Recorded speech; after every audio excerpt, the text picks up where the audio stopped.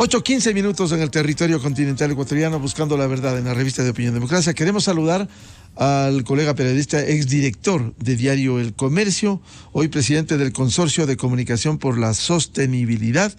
Lo hemos invitado a propósito de un concurso, se va a la segunda fase, pero es bueno partir antes de la convocatoria y este proceso en marcha sobre un tema de interés que se pone como desafío al periodismo, 8 becas para realizar reportajes sobre la desnutrición crónica infantil en el Ecuador.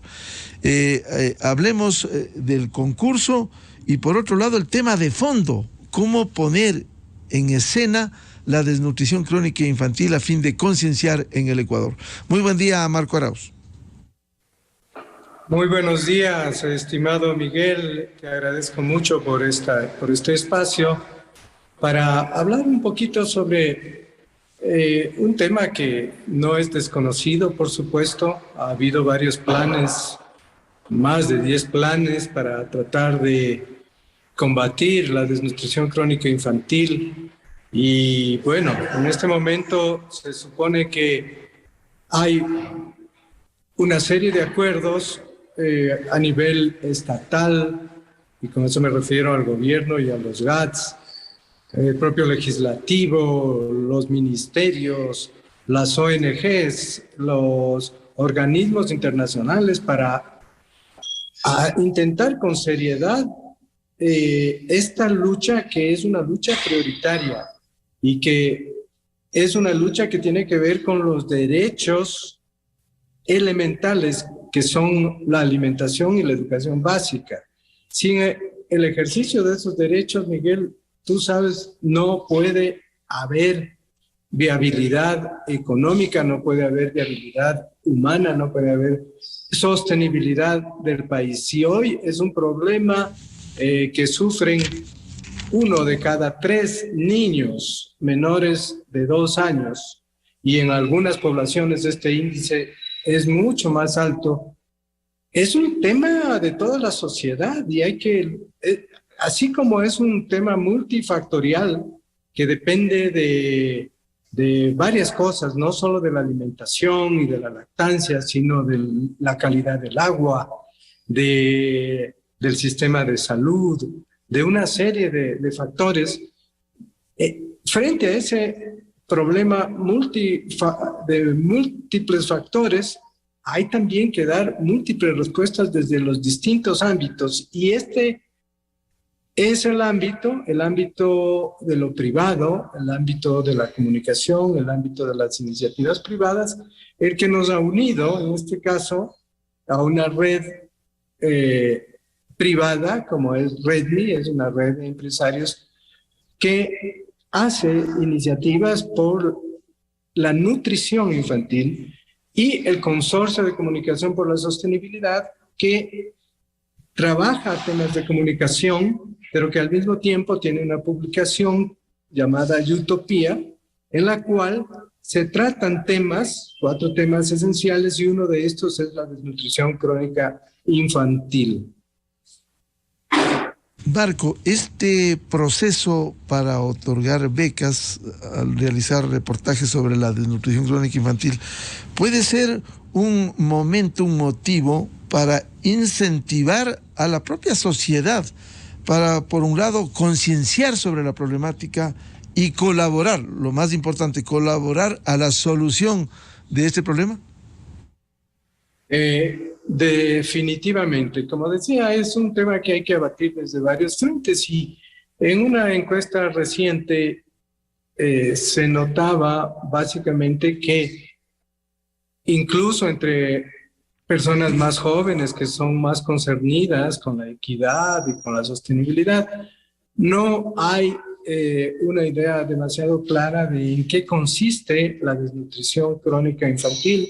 Sí se la ubica, en algunos casos, la mitad de la gente lo ubica como un problema, pero no conoce a fondo en qué consiste la gravedad, tampoco conoce la gravedad de lo que significa que un niño que hoy en sus primeros 1000 días no tiene la suficiente nutrición, cuando sea adulto, cuando sea joven, no tendrá las mismas oportunidades de participar en el mercado laboral. Sus conexiones neuronales desde el inicio, desde el vientre materno, no se desarrollarán de la manera en la que debieran, y esta persona no tendrá la competitividad como para ser parte del mundo laboral, para ser feliz, para ser una persona feliz. Y eso incide también en su salud, es más propenso a las enfermedades. Un individuo que sufre desnutrición crónica infantil en los 1000 primeros días. Y eso incide también en la economía del país. Se puede medir la incidencia de la desnutrición crónica infantil. En el caso de Ecuador se habla de miles de millones. Entonces, ¿por qué no abordar ya un tema que, desde varios aspectos, un tema que nos concierne a todos, absolutamente a todos? Entonces, sí, desde luego que la comunicación desde distintas plataformas, desde distintos medios, con distintas voces, con distintos géneros, puede contribuir a que la sociedad tome un poquito más de conciencia sobre este desafío nacional de una gravedad importante si no se soluciona. Entonces, lo que nosotros hemos hecho es, hablando ya de las becas, es concluir. Ya concluyó la primera convocatoria. Estamos definiendo, ha sido difícil definir quiénes serán las dos personas que obtengan, los dos comunicadores que obtengan esta beca de $1,000 para poder hacer la reportería que será publicada en los medios a los que ellos pertenecen y también en Utopía y en las redes sociales de Redmi y desde luego en todos los sitios que quieran unirse a esta iniciativa. Y luego, ya en poquitos días empezamos otra convocatoria para 4 becas, cuyos trabajos serán publicados en octubre. Y finalmente, una última convocatoria, tercera y última, para 2 becas más, cuyos resultados ganadores serán publicados en noviembre. Eso es, a grandes rasgos, Miguel, lo que estamos haciendo desde el Consorcio de Comunicación por la Sostenibilidad y desde la red privada Redmi, junto a un montón de iniciativas más que se están haciendo. ¿Cuenta el país con datos que puede ilustrar dentro de este proceso que ustedes abrieron, que puede ilustrar este problema de la desnutrición crónica infantil a fin de concienciar con estos datos, concienciar aún más de la problemática? Se cuenta con datos. Miguel, probablemente se trata, como en muchos casos del país, de uno de los temas más diagnosticados, diría yo, sobrediagnosticados, el de la desnutrición crónica infantil. Como digo, este es el 13º plan. Ahora ya es una política de Estado y se supone que por las facilidades que hay, incluso hay deductibilidad para las empresas que colaboren para temas de educación, deportes y nutrición. Y hay una serie de iniciativas. También esta lucha contra la desnutrición, por ejemplo, está atada a fondos internacionales y a políticas públicas nacionales e internacionales. Pero volviendo a tu pregunta, sí hay datos, sí existen datos y los datos hablan en general de 1 de cada 3 niños que padece desnutrición crónica infantil, pero hay datos incluso más alarmantes. Por ejemplo, cuando estuvieron durante el último paro, cuando estuvieron niños, familias en la Universidad Central del Ecuador, acogidos, se les hizo algunas pruebas, se les hizo algunos diagnósticos, COVID, etcétera, y el resultado que se dio ahí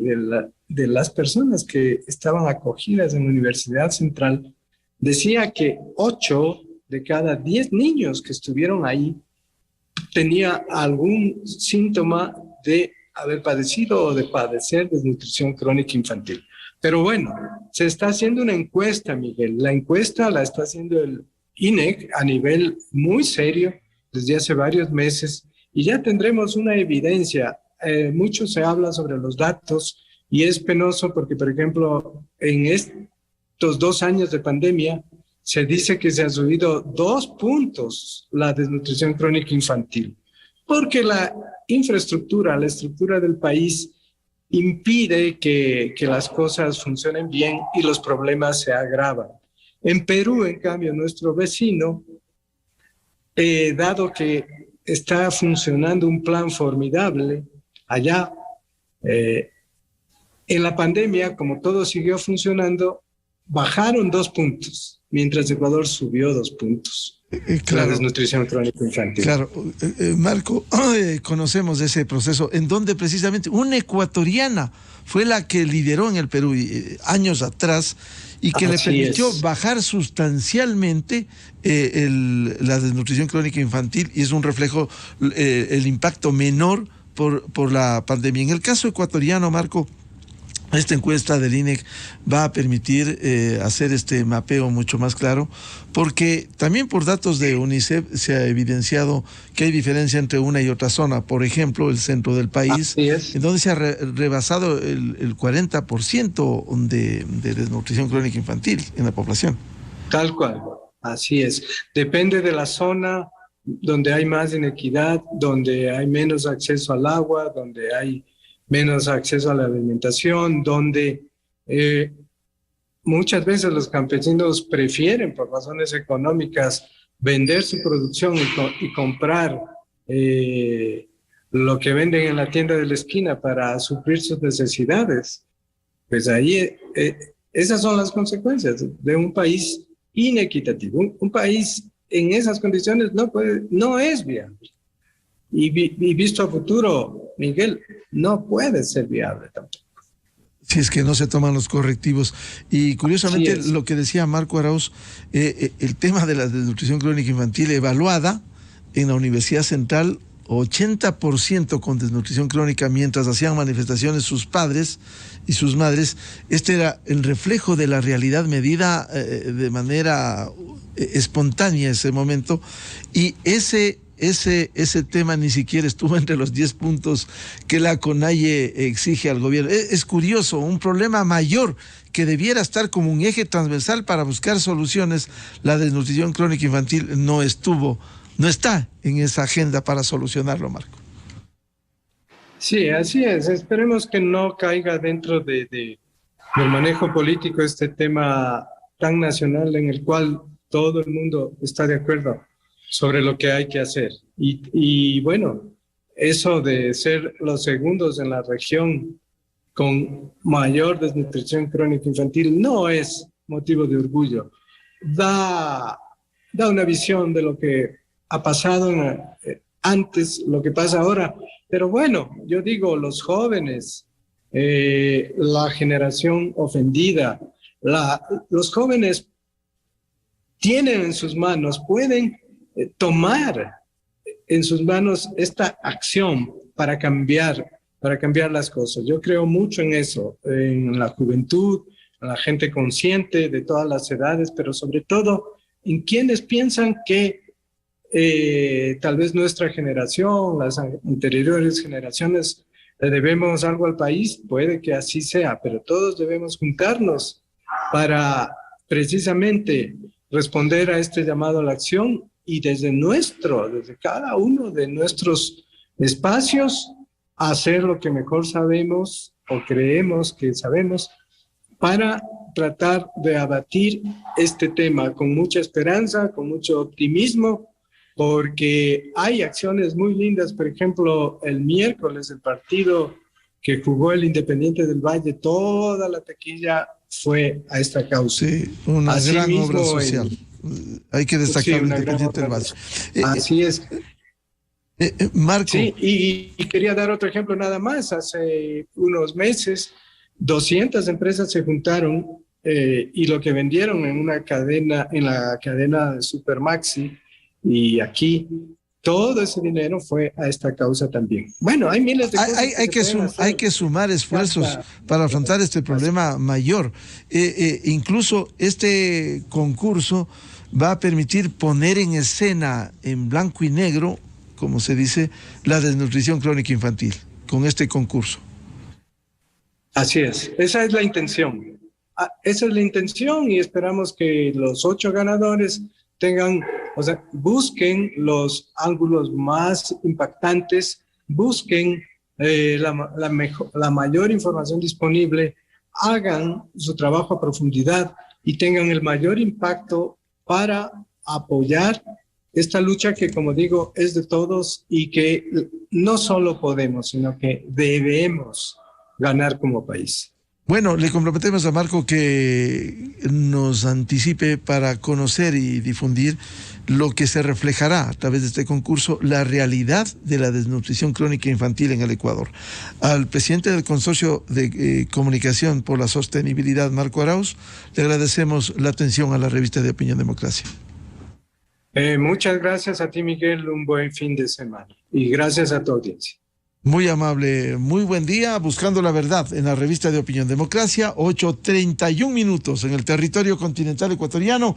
Vamos a una pausa publicitaria y volvemos para hablar algo que también es un eje transversal, una carga para el Ecuador. La corrupción, en este caso las irregularidades en la compra de medicamentos e insumos, denunciado esta semana por la Comisión Nacional Anticorrupción. Estaremos en instantes con su coordinador, el doctor Germán Rodas.